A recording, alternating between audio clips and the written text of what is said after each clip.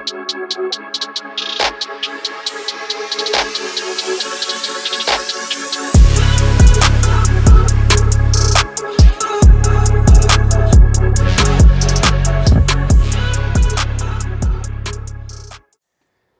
right, welcome back to the channel. If you're not subscribed, make sure you subscribe. Got a lot of good content coming with not only this car, but also the RX-7 and the 300ZX. So today we're going to introduce to you the Supra project car that we've got. This is a 2023 Premium 3.0. It is not the manual version, it is the automatic, but we're still pretty happy with it. Looking for a black on black car, finally found one. So stay tuned with us as we introduce this car to you.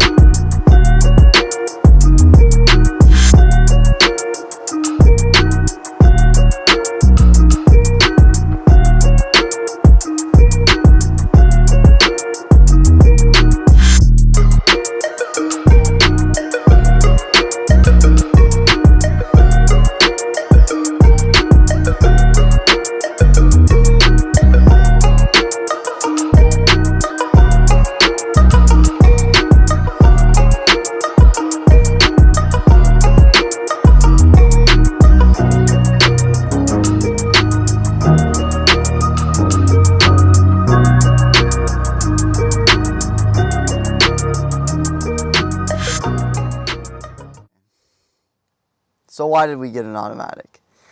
Technically, the automatic transmission in this car is faster than the manual one, and also it's better for a daily driver.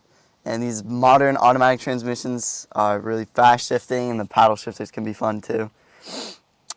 We bought this as a daily to replace the RS5, V8 Audi. Gonna miss it, but this is a good replacement. When we saw this car at the dealership, we really just fell in love with the black on black color. This car looks absolutely beautiful in some nice shiny black. We plan to do some carbon fiber parts, some mods, bags, rims, and such. So make sure you follow along to see all the mods that we do. This car is going to look absolutely perfect when we're done with it. Okay, so why did I pick up the Supra? First of all, I think it's going to be a pretty good addition to the family, right? So we've got an RX-7, we've got a Z, and now we've got a Supra. I really like the way that this Supra looks for a long time, since they came out in 2020. Always wanted one and finally decided to pull the trigger on one. So we've been driving the car now. We've got about 200-300 miles on it, so I'll tell you a few things that we like and dislike about the car.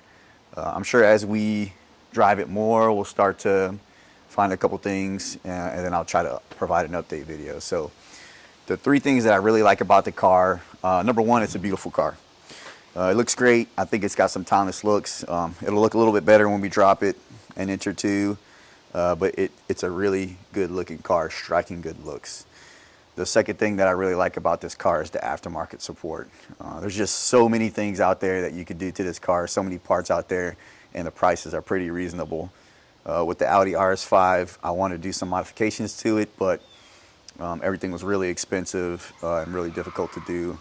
And so I didn't really do too much to it, but I think this car, I think I'll get a lot of pleasure out of modifying this car, and we'll have a lot of fun with it. All right, and then the third thing that we really like this car, it's been really fun to drive. The transmission in it, although it's automatic, it shifts great. The paddle shifters are actually more responsive than the DCT paddle shifters on my Audi RS5. And the exhaust, even the factory exhaust, sounds really, really cool. So it's been really fun to drive, and I think this thing will also be better on gas than my Audi RS5. So far, really enjoyed driving it. It's only been a few hundred miles, but we'll see how it goes from there.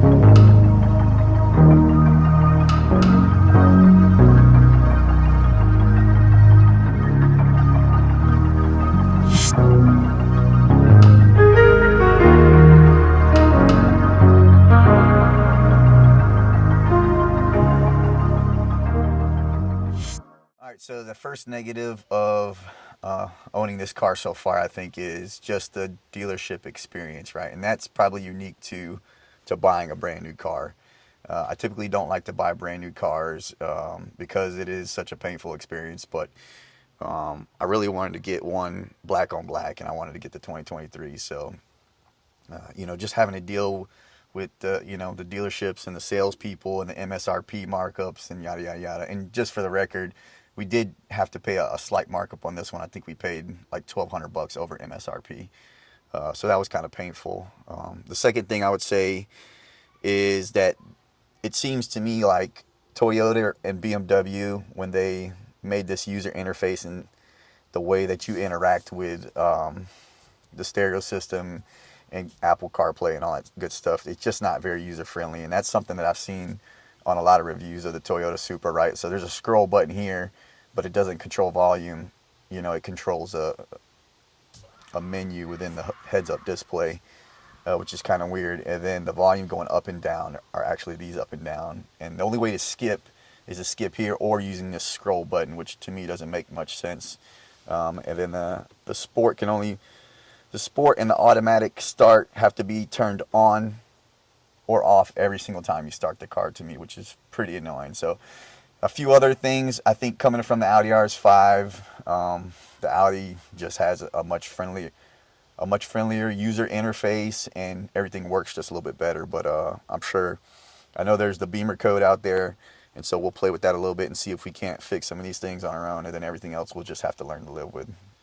Another thing too is that the JBL stereo system, just like everybody says, it still hasn't improved on the 2023 model. At least the stereo on my Audi RS5 just sounded way better. I did tune a little bit with the equalizer. That did improve it a little bit, but I think overall, for what you pay for, you probably should get a better stereo system.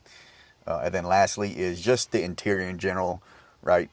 Maybe it's because I'm not used to a BMW/Toyota interior, but I feel like they could have done a little bit better with some of these plastics and stuff in the headliner. I know in the new Audis, a lot of these headliners are Alcantara. I'm not sure why they didn't go with something like that, but really just little things like that. I think they could have improved on this interior a little bit better with all these plastic pieces. But again, that's something that we can update, right? The steering wheel is kind of boring, right? I don't know why they didn't do a flat bottom steering wheel. And then some of these, plastic trim pieces, I'm not sure why they didn't make these carbon. They did make this piece carbon right here, which is nice. Again, cell phone charger doesn't really work great. You put your phone in there, it gets hot, barely charges. Not sure why they didn't come up with something better for that. But I think these are all things that we could fix, right? And we probably will, or we'll just learn to live with them. Alright, so we decided we'd shoot a driving portion just to show you what it sounds like inside the car and talk about what it's like to drive this car for some of those of you that might potentially be looking to buy a Supra. So I'd say pretty comfortable. I saw some complaints about the seats. I don't have any issues with the seats. I mean, they've got a bunch of adjustments. They're heated. I am 5'7", which is average height, so no issues with head clearance or anything like that. I find it really easy to get in and out of the car, but that could be because I'm in good shape. Who knows? But overall, pretty comfortable. Again, it's only got 274 miles on it, so we'll see with time. I think the factory exhaust sounds really good for a factory car inside. You can hear all the downshifts and all the exhaust popping. I know part of that is probably the dynamic audio system or whatever it is that causes some of the exhaust noise to come through the stereo system. We're going to put the Beamer code in there, obviously, and we're going to clean that up, turn that off, so that way we separate those two sounds. And obviously, fake sounds is not something that we want to hear. But overall, I think the driving experience is pretty good. Suspension feels pretty good, and acceleration with this automatic transmission, again, like I said before, I was kind of worried about buying the automatic transmission, but I mean, it shifts really fast. Hopefully I'll get a chance to kind of show you how quickly it shifts. It is annoying, when you start, have to turn off the automatic cutoff in the Sport, but we'll fix that again with Beamer code. So again, shifts really quick.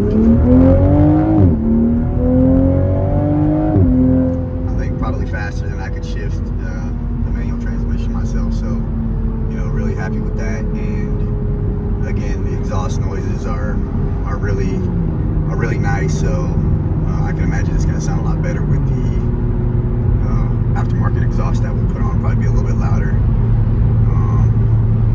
Other than that, yeah, not really much to say about the driving experience inside.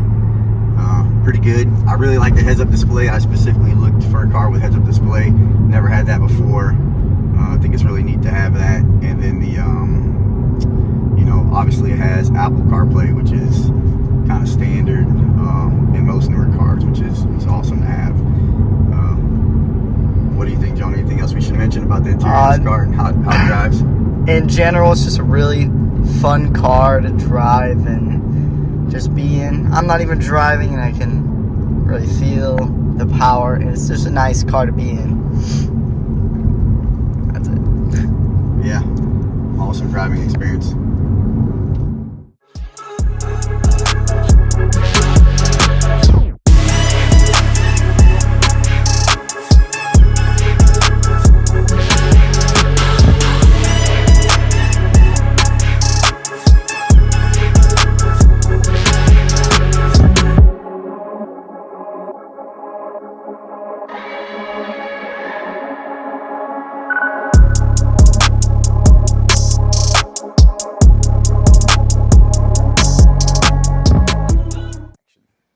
Alright, so some short-term mods that we want to do. We do an exhaust and downpipes and some blackout emblems, maybe some carbon lip. Yeah, if you look back on some of the older videos on my channel, you'll see that I used to actually make carbon fiber emblems for the Nissan 350Z. So the plan is to try to make my own once again, and I'll show you guys how we do that. And then last thing is, it looks a little high from factory. Maybe slam it down a little bit. Lower it a little bit. Scrape some fenders. Yeah. And then we're also looking at doing a carbon fiber front lip just to protect the front and make it look a little bit lower in the front also. And then long-term plans for this car is we want to wide body it. So looking at a few kits, but I've always wanted a wide body car, so why not do the Supra? There's some really nice ones out there. So that's it for today. Hopefully you like this video. Hopefully you subscribe. You know, you can support us by subscribing to the channel. Once we get to about, I think, 500 subscribers, we'd like to make some swag, maybe a t-shirt or a sweater or something. So help support us and get us to that goal. Thank you.